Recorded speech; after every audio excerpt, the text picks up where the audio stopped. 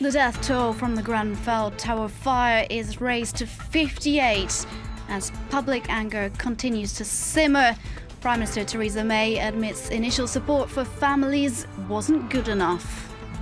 Tens of thousands take to the streets in Mali, angry over a draft constitutional reform adopted by the government, which would give the president the power to elect a third of the Senate. And a mistrial is declared in the Bill Cosby sexual assault case after the Pennsylvania jury were unable to reach a unanimous decision. Hello and welcome to France 24. I'm Catherine Clifford. We begin with some breaking news just coming into us. A French woman has been killed in a blast at a busy shopping centre in Bogota, Colombia. At least 11 people are also injured, 3 of those seriously.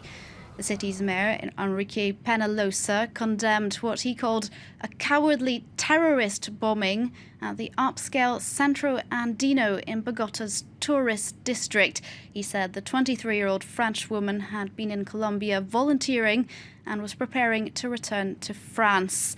And I'm now joined live on the line by France 24's Bogota correspondent, Simone Bruno. Simone, thanks very much for joining us. What more can you tell us about the blast? Yeah, okay. What we know so far about the blast is that it was a bomb that has been placed on the second floor of this huge shopping center in the ladies' toilet. So it was placed there to harm during the Father's Day. Today was really plenty. It was full. There were a lot of people, a lot of girls buying gifts to their fathers, and they wanted to hit women because they put a bomb inside a toilet. And it seems like that it's not confirmed that there was another bomb on the third floor still in the women's toilet. Okay, and what do we know about the young French woman who's died? Yeah, she's the first victim that has been confirmed. She's a 23-year-old young lady. As you said, she was volunteering in Colombia, teaching in a school attended by 4 kids. And it seems like she was with her mother that actually came to Colombia to stay a few days before both of them were going back to France.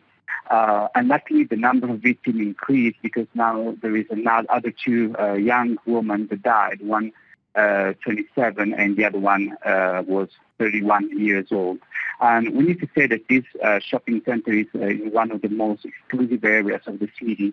It's very during the weekend, it's really full of people, and it's a shopping center where, as you said before as well, there are a lot of tourists and also a lot of if we can say that, like high-class Colombians. So this is the situation so far, but it's still, as you can imagine, really confused. There are still a lot of people in hospitals, and some of them, the major Bogota said, they have really serious injuries.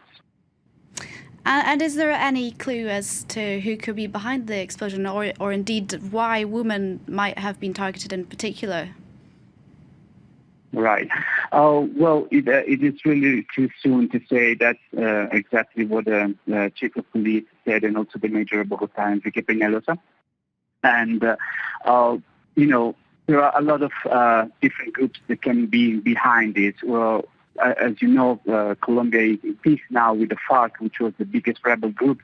There is another rebel group, which is ELN. They are actually negotiating right now in Ecuador. There is also a galaxy of leader paramilitary groups that are growing. So it's really impossible so far to know who could be behind. But definitely this was an act to create terror, to attack people, civilians, in an important day in a really crowded place. And what is even more terrible is that it was directed to hit especially women. Thank you very much, Simone Bruno, bringing us the latest from that terror attack in Bogota, Colombia. And we move now to London, where the death toll from the Grenfell Tower fire was raised to 58 this Saturday. Police say the figure includes confirmed and presumed deaths. Meanwhile, the Queen held a minute of silence for victims during her official birthday celebrations. Anger is simmering as authorities face accusations of cutting corners on fire safety in social housing. Prime Minister Theresa May's come under heavy criticism for her response. She met with victims and volunteers at Downing Street this Saturday and admitted initial support for families wasn't good enough. Cal Brown has this report. Below the burnt-out husk of the Grenfell high-rise, residents and their loved ones gather to commemorate the victims of Wednesday's fire. But even as they mourn the dead, the toll grows as police acknowledge that they're unlikely to find any more of the missing alive. There are 58 people who we have been told were in Grenfell Tower on the night that are missing, and therefore, sadly, I have to assume that they are dead. The Queen and Prince Philip held a minute's silence for the victims. It was among several commemorative events to take place on Saturday. But protesters too took to London streets for another day to denounce the government's handling of the fire. Numerous residents had complained about the poor condition of the high-rise's emergency exits and the apparent absence of sprinklers. It is absolutely important for anybody in a place of responsibility or position of responsibility to do everything that is possible to do to ensure this doesn't happen again. Surely in the 21st century we can put together housing that is safe. Police said on Saturday that their investigation would examine the refurbishment of the building in 2016, saying they would bring prosecutions if there's evidence.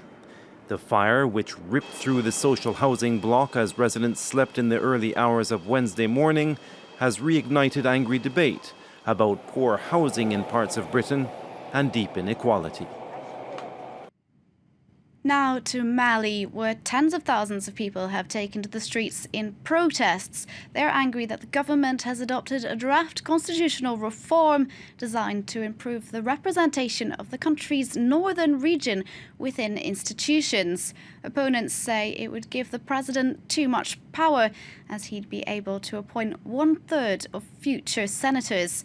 Anthony Fouchard in Bamako reports. Demonstrators out in force to protest constitutional reform. The government's attempt to change a fundamental law has caused massive public outcry. Protesters believe it's a move towards autocratic leadership. There are 8 institutions. The president will manage 7. He will appoint the president of the Constitutional Court, the president of the Supreme Court.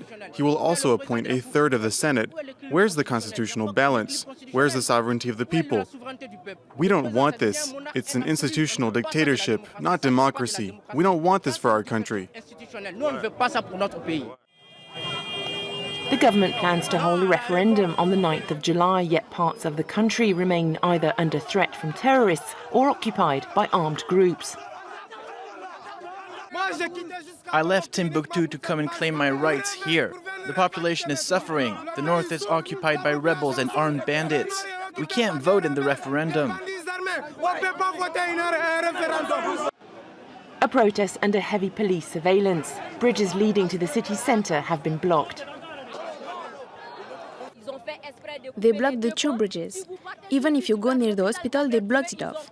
Even on foot, people can't come here. Why? Because they don't want people to join the protest.